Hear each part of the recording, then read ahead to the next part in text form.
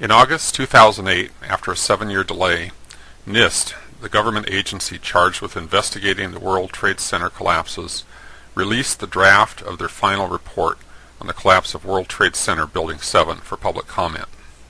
In that report, they claimed that the time for the building to fall the first 18 stories, that's the part of the collapse visible on many videos, was 40% longer than it would have taken had it been in free fall. I responded with a video posted on YouTube called WTC7 in Freefall, in which I showed that for approximately 2.5 seconds, Building 7 fell at a rate indistinguishable from freefall. Furthermore, in that video I showed that NIST's methodology was not a valid way to analyze the true motion of the building. NIST's measurement was not just wrong, it was fraudulent. Then on August 26th, NIST staged a technical briefing in which engineers and others with technical credentials could pose questions. I'm a high school physics teacher, so I figured I would be excluded. However, I went ahead and registered, citing my membership in the American Association of Physics Teachers as my professional affiliation. By the way, I am not speaking for AAPT. That was just my passport into the briefing. To my surprise, my credentials were accepted and I was able to pose a question. Here's a little of how it went. Our next question comes from David Chandler of the American Association of Physics Teachers. Any number of competent measurements using a variety of methods indicate the northwest corner of WTC7 fell with an acceleration within a few percent of the acceleration of gravity. Yet your report contradicts this, claiming 40% slower than free fall based on a single data point.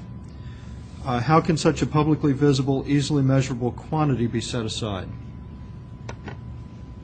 Can you repeat the question, please? Sure. Any number of measurements using a variety of methods indicate the northwest corner of WTC7 fell with an acceleration within a few percent of the acceleration of gravity. Yet the report contradicts this, claiming 40% slower than the free fall based on a single data point. Well, first of all, gravity is the loading function that applies to the structure, applies to every body, all bodies on this particular on this planet, not just in ground zero. Whoa! I'm used to responses like that on a physics exam when a student hasn't even bothered to open the book. But this is NIST speaking, so let's continue. The analysis showed there's a difference in time between a free fall time. A free fall time would be an object that has no structural components below it. And if you look at the analysis of the video, it shows that the time it takes for the 17 for the roof line of the video to collapse down the 17 floors that you can actually see in the video, below which you can't see anything in the video, is about 3.9 seconds. What the analysis shows, and the structural analysis shows, or the collapse analysis shows, it's that same time that it took for the structural model to come down from the roof line all the way for those 17 floors to disappear is 5.4 seconds. It's about 1.5 seconds, or roughly 40% more time for that free fall to happen. And that is not at all unusual, because there was structural resistance that was provided in this particular case, and you had a sequence of structural failures that had to take place, and where everything was not instantaneous. Buried in all that verbiage, what Dr. Sundar is saying is, free fall for the 18 stories under consideration would have taken 3.9 seconds. However, their computer model simulating collapse required 5.4 seconds. The slower collapse time was to be expected, since there was structure supporting the building as it fell, slowing the fall, that there was a progression of failures that had to take place, and that these were not instantaneous. All of this makes sense as long as you don't look at the evidence. The evidence shows that free fall actually occurred, but since their computer modeling could not come up with a scenario that would allow for free fall, they had to declare free fall out of bounds and try to cover up the evidence. The problem is, unlike the columns and girders buried deep inside the building, the motion of the building is right out in plain view. Since their model predicted 5.4 seconds for the 18-story collapse, they dutifully conjured up a 5.4 second measurement to match. They had to stretch themselves to do it, but they did it.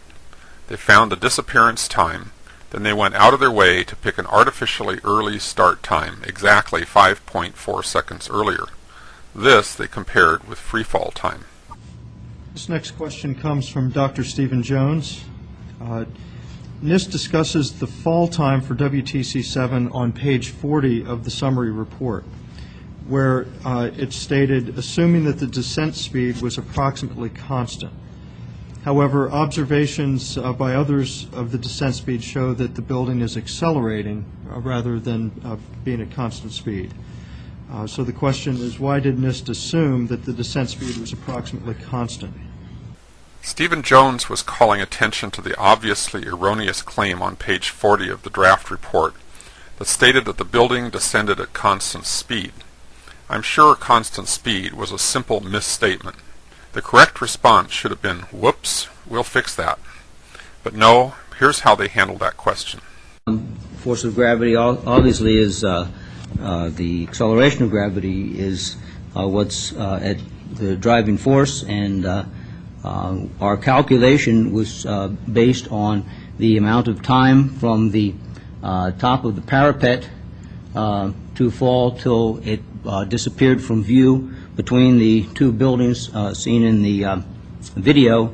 That time was established from the video by single frame